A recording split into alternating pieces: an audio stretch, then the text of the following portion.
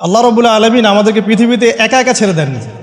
পৃথিবীতে পাঠিয়ে দিয়ে আল্লাহ পাক আমাদেরকে আসমানি কিতাব দিয়েছেন। কি দিয়েছেন? প্রত্যেক যুগে যুগে আসমানি কিতাব এসেছে। তাওরাত, জাবুর, ইনজিল, কোরআন এসেছে। আগেকার আসমানি কিতাবগুলো কি এখন চলবে না চলবে না? আগেকার আসমানি কিতাবগুলো কি এখন চলবে না চলবে না?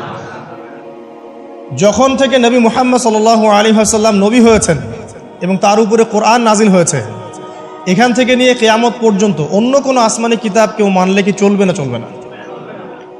এ বিষয়ে নবী সাল্লাল্লাহু আলাইহি ওয়াসাল্লামের একটা হাদিস বলি, তারপর সামনে যাই। একদিন নবী সাল্লাল্লাহু আলাইহি ওয়াসাল্লামের সামনে ওমর রাদিয়াল্লাহু আনহু বসে আছেন। কে বসে আছেন? ওমর রাদিয়াল্লাহু আনহু নাম তো জানেন, ইসলামের দ্বিতীয় খলিফা। নবীজিকে বলছেন যে তাওরাতে কিছু সুন্দর কথা আছে ইয়া রাসূলুল্লাহ। এই কথা বা এই স্টেটমেন্ট শোনার সাথে সাথে নবী সাল্লাল্লাহু আলাইহি ওয়াসাল্লামের চোখ মুখ রাগে লাল হয়ে গেল। হাদিসটা মিশকাতে আছে। রাগে লাল হয়ে নবী সাল্লাল্লাহু আলাইহি ওয়াসাল্লাম বলছেন যে ইয়া ওমর, হে ওমর, তুমি আমার সামনে তাওরাত পড়ছো?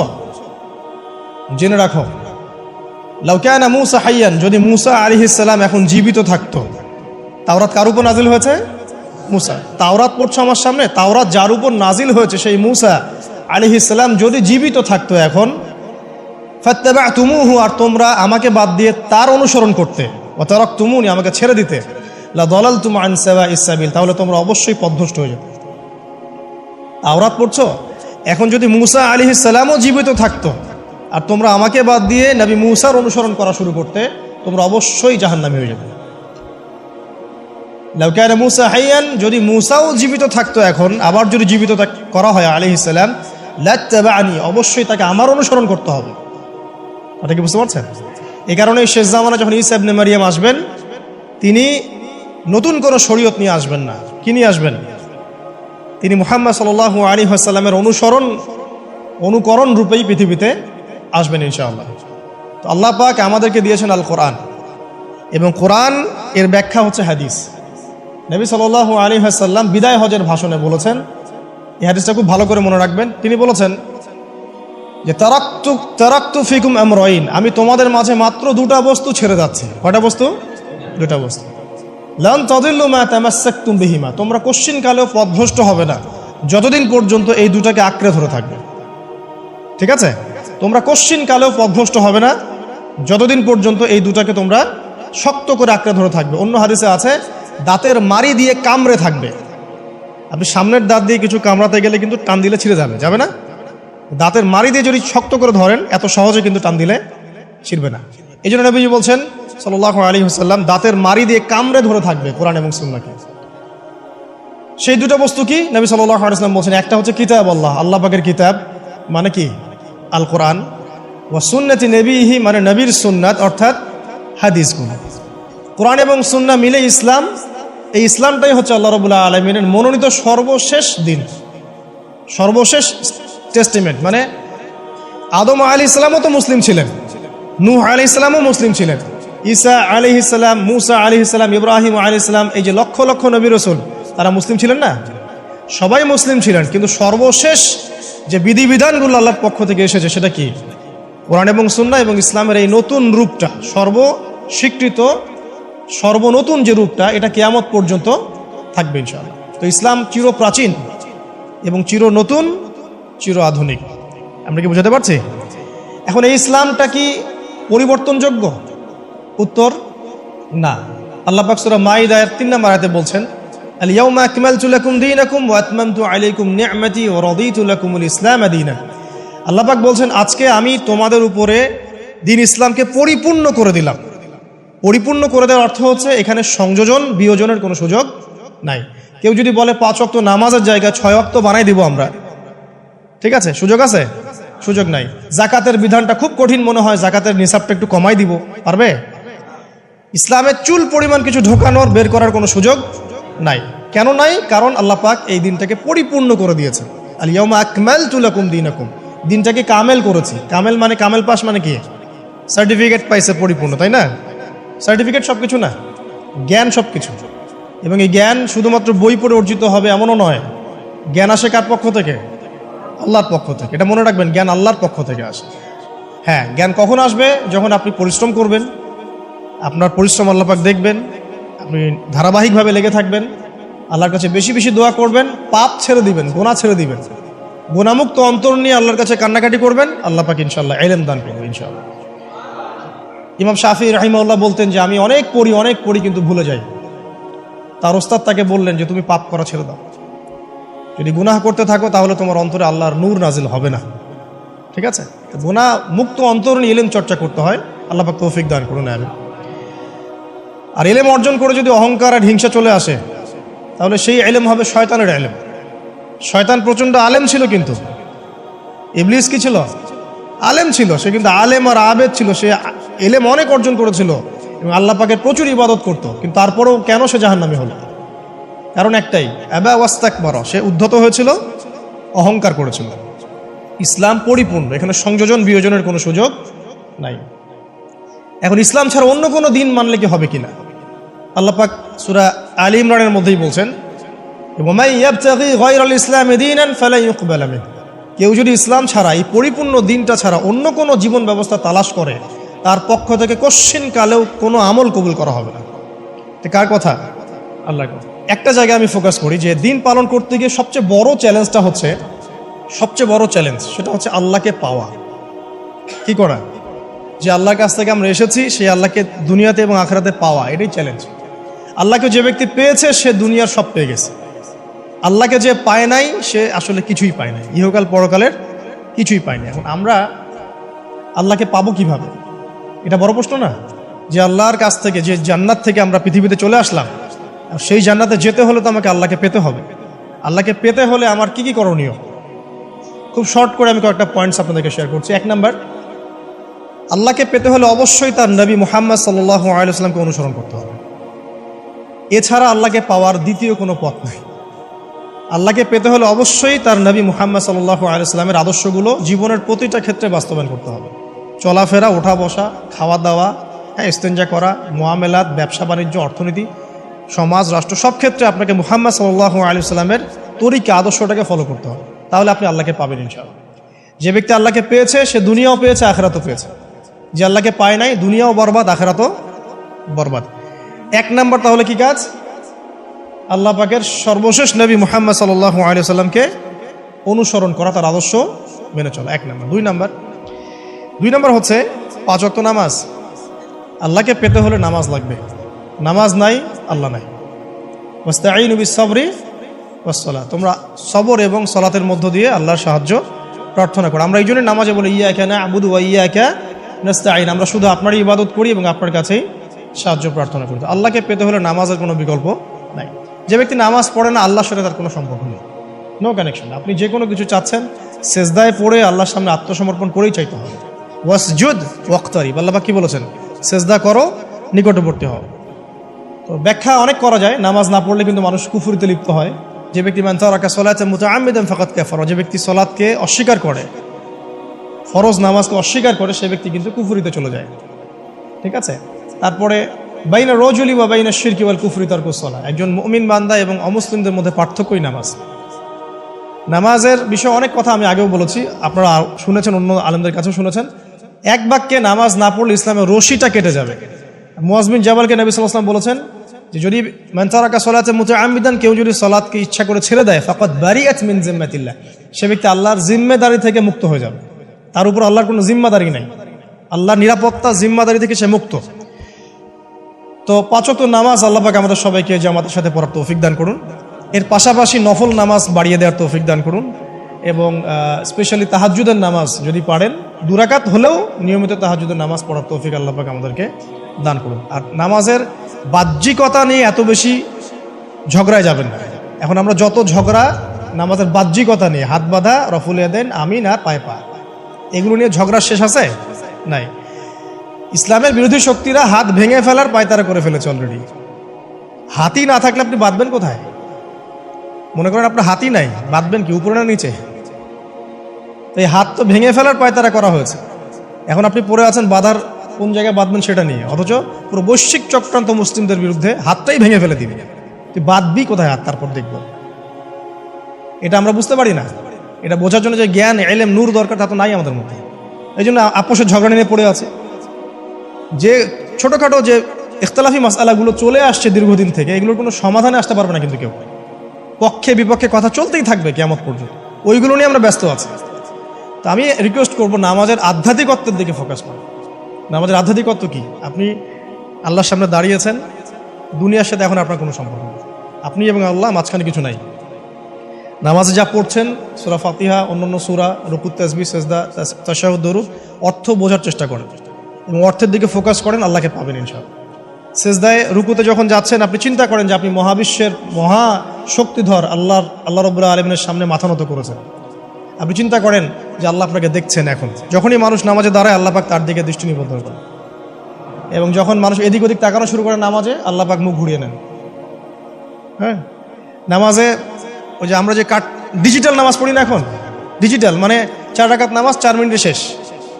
এক রুকু করলে সেজদা পাওয়া যায় না, সেজদার তাসবিহ পড়লে আবার এদিকে দেখা যায় যে দ্বিতীয় সেজদায় চলে গেছে অলরেডি ওঠার আগে।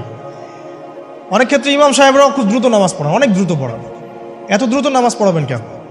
নামাজ জামাতে পড়লে সংক্ষিপ্ত করতে বলা হয়েছে, কিন্তু এত দ্রুত তো পড়তে বলা হয়নি। এখনও দেখবেন মক্কা মদিনায় গিয়ে নামাজ দেখবেন, মাশাআল্লাহ, নামাজটা তাদের মাশাআল্লাহ, এটার প্রশংসা না করলে হকা দেওয়া হবে। নামাজটা অসাধারণ, ধীর স্থিরভাবে। ফজরের নামাজ 20 মিনিট, 15 মিনিট, 20 মিনিট পড়াচ্ছে নামাজ, রিল্যাক্স। নামাজে দাঁড়ালে চমৎকার তেলাওয়াত হচ্ছে, আপনি ভুলে যাচ্ছেন নিজেকে। তেলাওয়াত হবে চমৎকার, এবং সবচেয়ে ভালো যিনি তেলাওয়াত করতে পারেন তাকে নামাজে দিতে হবে। রিল্যাক্সে নামাজ পড়বে। ক্ষেত্র বিশেষে আপনি শর্ট করতে পারেন, কিন্তু সবসময় কেন আমরা 4 রাকাত নামাজ 3 মিনিটে শেষ করে দিব? আবার নামাজের পর দোয়াটা হবে লম্বা, অথচ নামাজটাই ছিল দোয়া, নামাজটাই কিন্তু দোয়া।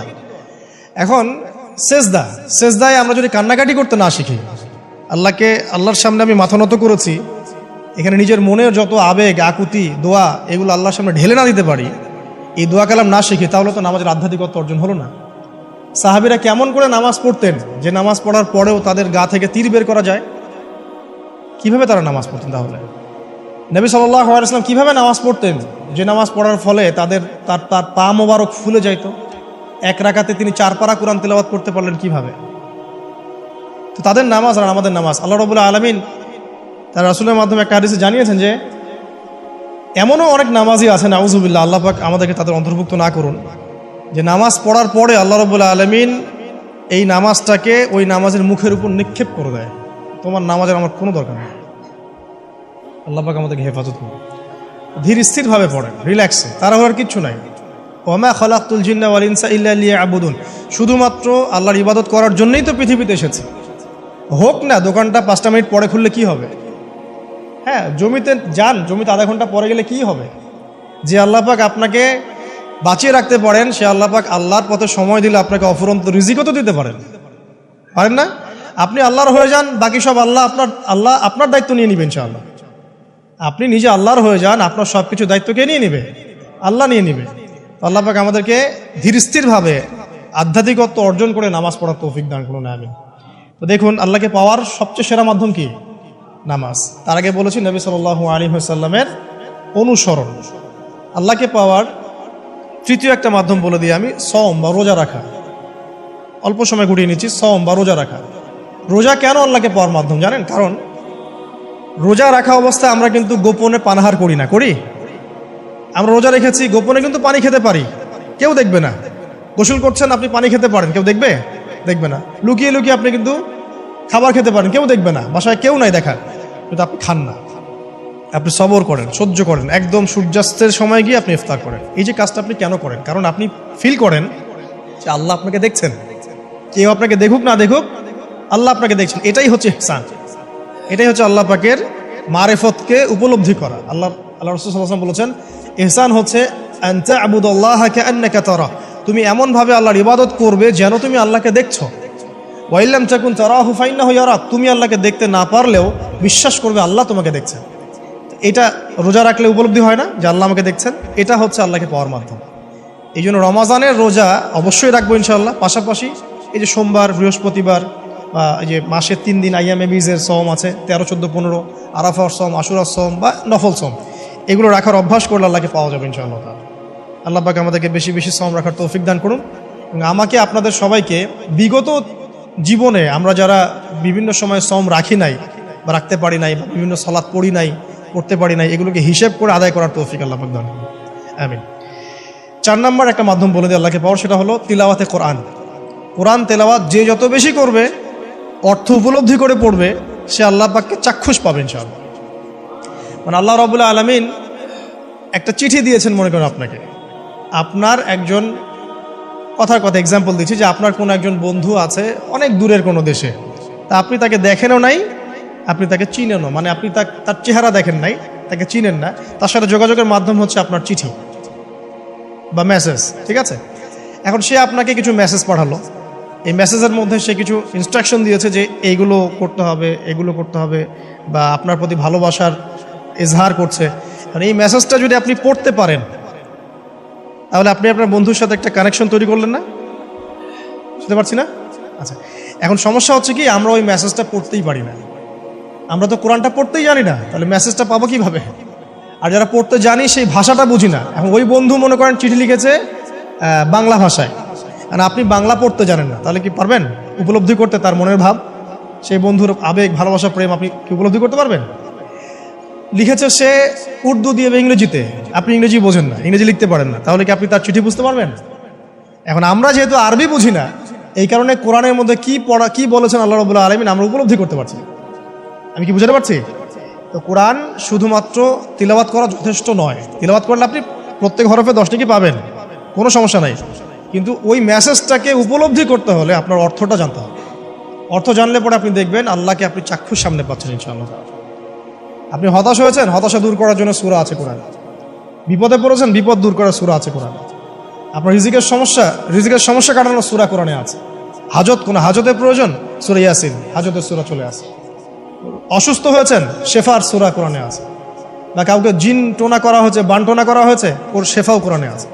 এমন কোনো বিষয় নাই যেটা আল্লাহ রাব্বুল আলামিন কোরআনের মধ্যে নাজিল করেন নাই। ব্যবসা করতে চান, কোরআন কথা বলবে, ঠিক আছে? আপনি সামাজিক বিষয়ে ডিল করতে চান, সূরা হুজুরাত কথা বলবে।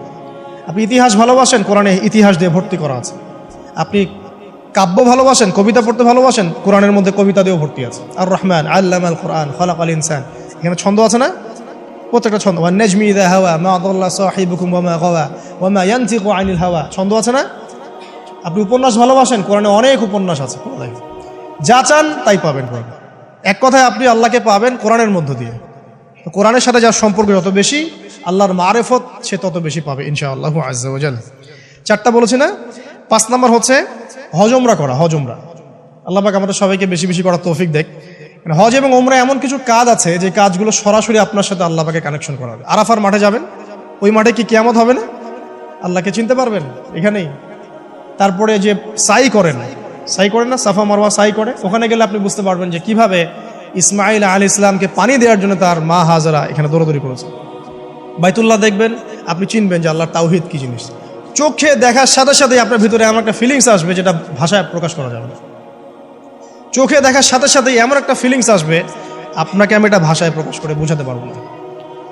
আপনি জানবেন ইব্রাহিম আলাইহিস সালাম এবং তার ছেলে ইসমাইল আলাইহিস সালাম বাপ বেটা মিলে রাজমিস্ত্রির কাজ করেছে। এটা আপনি জমজম কূপ দেখবেন, পানি পান করবেন, আল্লাহকে চিনতে পারবেন যে এই কূপ তো অলৌকিক, এই কূপের মতো কূপ নাই পৃথিবীতে, এর পানি কখনো শেষ হয় না, এবং এই পানি খেয়ে মানুষ বেঁচে থাকতে পারে, খাবারের দরকার হবে না।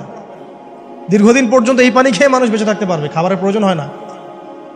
তো এই পানির মধ্যে এমন কিছু উপাদান আছে যেটা মানুষের শরীরের রোগগুলোকে শেফা দিয়ে দিবে ইনশাআল্লাহ তাআলা আল্লাহর হুকুমে। তো প্রত্যেকটা কাজে রাসূল সাল্লাল্লাহু আলাইহি ওয়াসাল্লাম শহরে গেছেন মদিনায়, ওই মদিনার বাতাসটা আপনাকে বলে দিবে যেটা এটা একটা অন্যরকম শহর, ঠিক আছে? রাসূল সাল্লাল্লাহু আলাইহি ওয়াসাল্লামের রওজায় যাবেন, সামনে দাঁড়াবেন, আপনি আল্লাহকে চিনতে পারবেন। আপনি আর পৃথিবীতে থাকবেন না, অন্য জগতে চলে যাবেন। ওই যে বাকিউল গারকাত আছে, সাহাবীদের কবরস্থান জান্নাতুল বাকি, ওখানে ঢুকবেন, আপনার কাছে মনে হবে যে পৃথিবীটা আসলে কিছুই না। পৃথিবীর সবচেয়ে সেরা মানুষগুলো এই মাটির নিচে শুয়ে আছে, ওখানে আপনাকে খুবই তুচ্ছ মনে হবে তাদের সামনে। এই যে মানে বিভিন্ন জায়গায় গিয়ে আল্লাহকে চিনতে পাওয়া, এটা সবচেয়ে ভালো হয় হজ এবং উমরাতে গিয়ে।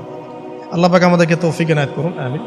তো এটা একটা আল্লাহকে পাওয়ার দোষ। যাদের হজ ফরজ হয়ে গেছে অবশ্যই হজ করে ফেলবেন, আর যাদের সামর্থ্য আছে তারা বেশি বেশি উমরা করবেন। নবী সাল্লাল্লাহু আলাইহি ওয়াসাল্লাম বলেছেন, এক হজ পরের হজের মধ্যে যত গুনাহ মাফ করিয়ে দেয়, এক উমরা পরের উমরার মধ্যে যত গুনাহ সেগুলোকে মাফ করিয়ে দেয়। আল্লাহ পাক আমাদেরকে এই আমলগুলো করার তৌফিক এনায়েত করুন। 6 নাম্বার বলছি জিকির। আল্লাহ পাকের জিকির বাড়াতে হবে। যে আল্লাহ পাকের জিকির যত বেশি করবে সে আল্লাহ পাকের মারিফত তত বেশি উপলব্ধি করবে, আল্লাহকে পাবে ইনশাআল্লাহ। আর এই জিকির করার জন্যে অজুও শর্ত নয়, জানেন? আল্লাহর জিকির করার জন্য কিন্তু অজু শর্ত নয়। আপনি মনে মনে চলতে ফিরতে অলওয়েজ সুবহানাল্লাহ, আলহামদুলিল্লাহ, আল্লাহু আকবার, লা ইলাহা ইল্লাল্লাহ, আস্তাগফিরুল্লাহ পড়তেই থাকতে পারেন। কষ্টের কিছু আছে? খালি জবান চলবে, খালি জবান চলবে। মাঠে কাজ করছেন, ওই যে লাঙল দিয়ে কাজ করছেন, সেচ দিচ্ছেন, আপনি পড়তে থাকবেন আস্তাগফিরুল্লাহ ওয়া আতুবু ইলাইহি, লা হাওলা ওয়ালা কুওয়াতা ইল্লা বিল্লাহ, সুবহানাল্লাহ, আলহামদুলিল্লাহ, লা ইলাহা ইল্লাল্লাহ, আল্লাহু আকবার। কোনো সমস্যা? কোনো সমস্যা নেই। রান্না বান্না করছে মেয়েরা, এটা করতে করতে পড়তে পারবে না? গাড়ি ড্রাইভ করছেন, ড্রাইভ করতে করতে আপনি পড়তে পারবেন লা ইলাহা ইল্লাল্লাহ ওয়াহদাহু লা শারীকা লাহু, লাহুল মুলকু ওয়া লাহুল হামদু ওয়া হুয়া আলা কুল্লি শাইইন কাদির। যে কোনো কাজ করতে করতেই ইল্লাল ইস্তিনজা, ইস্তিনজা বাদ দিয়ে। ইস্তিনজা কি জিনিস? প্রসাব পায়খানা। এই সময় এগুলো মুখ দিয়ে বলবেন না, দরকার নাই। আপনি এখানে এরপরে যে সময়গুলো আছে এগুলোতে আপনি জিকির বাড়াবেন। যে যত বেশি জিকির করবে তার কলব তত বেশি পরিচ্ছন্ন হবে। যার কলব যত পরিচ্ছন্ন, আল্লাহর নূর তার কলবে তত বেশি আসবে, সে আল্লাহ পাকে তত কাছে পাবে ইনশাআল্লাহু আযজা ওয়া জাল। 7 নাম্বার, দোয়া ইস্তেগফার বাড়িয়ে দেয়া। আল্লাহর কাছে বেশি বেশি দোয়া করতে হবে। দোয়া বাড়িয়ে দেন। দোয়ার জন্য হুজুর ডাকতে হবে না, দোয়ার জন্য আমাকে ডেকে বাসায় খাওয়ানোরও দরকার নেই। আপনার দোয়ার জন্য আপনি যথেষ্ট। নামাজে দাঁড়ান, নামাজের সেজদায় দোয়া করেন। নফল নামাজ পড়েন, নফল নামাজের সেজদায় দোয়া করেন। নামাজে পড়ে হাত তুলে দোয়া করেন প্রয়োজনে। নামাজে সালাম ফেরানোর আগে দোয়া করেন। যে কোনো ভালো কাজ করেছেন তারপর দোয়া করেন, ঠিক আছে? কোরআন তেলাওয়াত করলেন, দোয়া করেন। তাহাজ্জুদের ওয়াক্তে দোয়া করেন। বৃষ্টি পড়ছে তখন দোয়া করেন, ঠিক আছে? মানে দোয়া কবুলের মোমেন্ট, সময়গুলো, আজান হয়েছে, আজান ইকামতের মাঝখানে দোয়া করেন। এই যে এখন খুতবা হচ্ছে, এই সময় দোয়া করেন, দোয়া কবুল হবে। দিনী মসজিদে বসেছেন, দোয়া করেন। দোয়া করতে থাকেন মনে মনে। যত বেশি আপনি দোয়া করতে পারবেন আল্লাহর কাছে, ইনশাআল্লাহ আল্লাহকে আপনি তত কাছে পাবেন ইনশাআল্লাহ। এটা আল্লাহকে পাওয়ার অন্যতম মাধ্যম। এবং ইস্তেগফার, ইস্তেগফার মানে কি? তওবা করা। আস্তাগফিরুল্লাহাল্লাযী লা ইলাহা ইল্লা হুয়াল হাইয়ুল কাইয়ুম ওয়া আতুবু ইলাইহি। এটা বেশি বেশি পড়বেন। দিনে কমপক্ষে 70 বার বা 100 বার পড়ার চেষ্টা করবেন। আল্লাহ পাক তৌফিক দান করুন। কয়টা বলেছি ভাই? 7টা। আচ্ছা, 8 নাম্বার হচ্ছে সদকা করা। সদকা, দান সদাকা আল্লাহর কাছে খুব বেশি পছন্দের। দান সদকা করার জন্য সম্পদ লাগে না। আমার কথা শোনেন, দান সদকা করার জন্য সম্পদ লাগে না, কলিজা লাগে, মন লাগে। বহু বড় বড় মানুষ আছে দান সদকা করতে পারে না, কোটিপতি, যাকাত দেয় না, আছে না? আর বহু গরিব মানুষ ভ্যান চালায়, কৃষিকাজ করে, দেখবেন 100 টাকা দান করে দিল। মন থাকতে হয়, মন, কলিজা বড় থাকতে হয়। তো যাদের কলিজা বড়, মন বড়, তারা দান সদকা করতে পারবে ইনশাআল্লাহ। আর যার মন বড়, সেখানেই তো আল্লাহ নূর আসবে। সংক্ষিপ্ত মনে কি, সংকীর্ণ মন আল্লাহ নূর কোত্থেকে আসবে?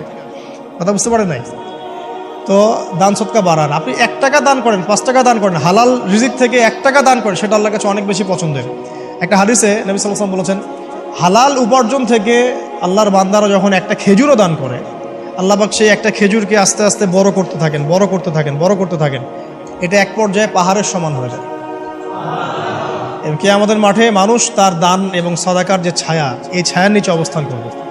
আপনার বিপদ হয়েছে, দান সদকা করেন, বিপদ দূর হয়ে যাবে ইনশাআল্লাহ।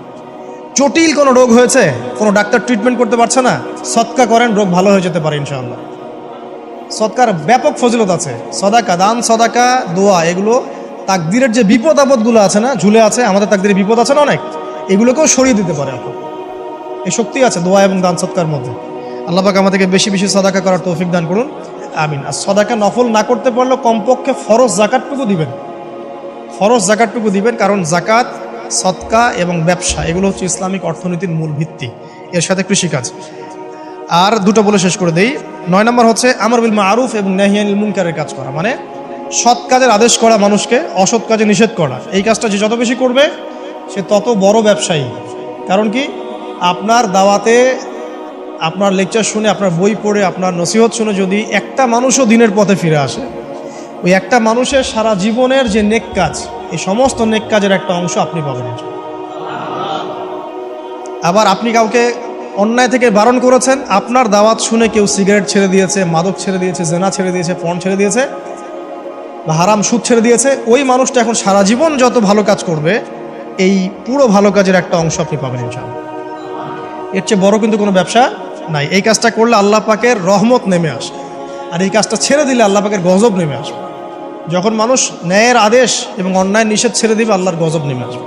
আর মানুষ যত বেশি সৎ কাজে আদেশ করবে, অসৎ কাজে নিষেধ করবে, আল্লাহর রহমত তত কাছে আসবে ইনশাআল্লাহ। আল্লাহকে পাওয়া যাবে ইনশাআল্লাহ তাআলা। আল্লাহ পাক আমাদেরকে তৌফিক এনায়েত করুন। আর সর্বশেষ একটা বলে শেষ করে দেই, সেটা হলো যে আল্লাহর দিনের খেদমত করা বা দিনের কল্যাণে নিজেকে নিয়োজিত রাখা। আল্লাহর দিনের খেদমত করা বা দিনের কল্যাণে নিজেকে নিয়োজিত করলে আল্লাহ পাককে পাওয়া যাবে ইনশাআল্লাহ।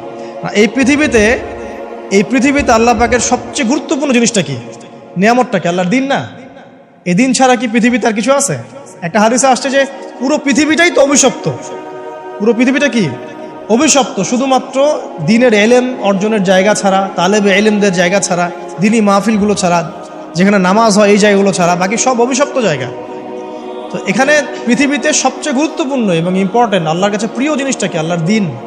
তো আল্লাহর সেই প্রিয় জিনিসটাকে যারা এগিয়ে নেওয়ার চেষ্টা করবে, সেই দিনের খেদমত করার চেষ্টা করবে, দিনের জন্য একটা মসজিদ করা, একটা মাদ্রাসা করা, হ্যাঁ, একটা ভালো কোনো প্রকল্প করার চেষ্টা করবে, আল্লাহ পাক কি তাদেরকে রক্ষণাবেক্ষণ করবেন না? আল্লাহ পাক তাদের অভিভাবক হবেন না? নিঃসন্দেহ হবেন ইনশাআল্লাহ। এবং ইনশাআল্লাহ তাআলা তারা পৃথিবীতেও সফল হবে, পরকালেও ইনশাআল্লাহ তাআলা সাফল্যের চাদর তাদেরকে আঁকড়ে ধরবে ইনশাআল্লাহ তাআলা। আল্লাহ রাব্বুল আলামিন আমরা সবাইকে এই দুনিয়াতে আল্লাহকে পাওয়ার তৌফিক দান করুন, এবং যে কাজগুলো করলে পরে আল্লাহকে পাওয়া যায় সেই কাজগুলো বেশি বেশি করে করার তৌফিক আল্লাহ পাক দান করুন। এবং পরকাল আল্লাহ রাব্বুল আলামিন আমাদের গুনাহগুলোকে মাফ করে আল্লাহর রহমতের চাদরে আমাদেরকে আবৃত করে নিন। আল্লাহুম্মা আমিন। আকুলু কওলি হাযা আস্তাগফিরুল্লাহ লি ওয়া লাকুম ওয়া লিসাইরিল মুসলিমিন। বারাকাল্লাহু লানা ওয়া লাকুম বিল আয়াতিল হাকীম। ইন্নাহু তাআলা জাওয়াদুন কারীম ওয়া রাউফুর রহিম।